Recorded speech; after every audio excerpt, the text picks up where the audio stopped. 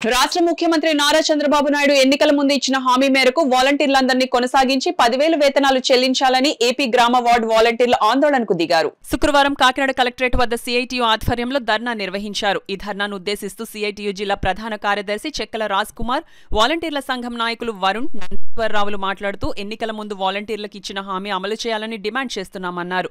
ఈ కార్యక్రమంలో యూనియన్ నాయకులు ప్రకాష్, గంగాధర్, వరుణ్ కుమార్, సంతోషి, లక్ష్మీ ప్రసన్న, భవానీ, నాగలక్ష్మి, త్రిపుర సుందరి, భ్రమరాంబిక తదితరులు పాల్గొన్నారు. మా పేర్లు అందులో లేవు అనుకుంటే మీరు వేతనం ఎలా చెల్లించారు? మే వరకు ఇప్పుడు లేదు అంటున్నారు. ఆ మే నుంచి ఇప్పటి వరకు మేము ఎంత ఇబ్బందుల్లో ఉన్నామనేది మీరు గ్రహించి 2024 మే వరకు మాకు వేతనాలు చెల్లించారండి. ఇప్పుడు 5 నెలల నుంచి మాకైతే వేతనాలు అందట్లేదు. డోలా వీరాంజనేయ స్వామి గారు గెలిచిన తర్వాత నుంచి మా వాలంటీర్స్ వాళ్ళ దగ్గరికి వెళ్ళినప్పుడల్లా మీకేం ఇబ్బంది లేదు, మీకు ఉద్యోగ భద్రత కంపల్సరీ ఉంటుంది, సీఎం గారు మీకు మాట ఇచ్చారు, మీకు మాట ఇచ్చిన ప్రకారంగా 10,000 ఇస్తారు, మీరైతే ఇబ్బంది పడవద్దు, ఖచ్చితంగా ఇస్తారు, మిమ్మల్ని అయితే అన్యాయం చేయరని ఇప్పుడు వరకు చెప్పుకొచ్చి ఇప్పుడు అసెంబ్లీలో 2023 నుంచి లేరని ఏ విధంగా చెప్తున్నారో మాకైతే అర్థం కావట్లేదండి.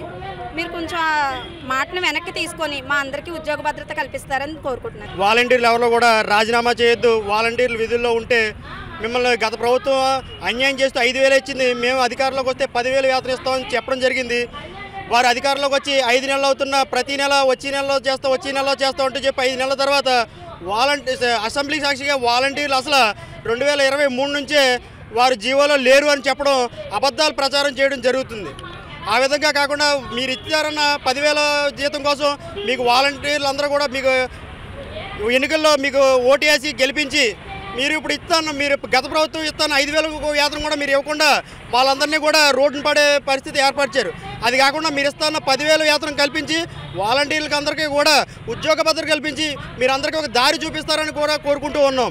ఏదైతే మీరు ప్రభుత్వంలోకి వచ్చిన తర్వాత 150,000 మందిని ఒకేసారి విధుల్లోంచి తొలగించకూడదని వాళ్ళందరికీ మీకు ఉద్యోగ భద్రత కల్పించి విధుల్లో తీసుకోవాలని కోరుకుంటున్నాం.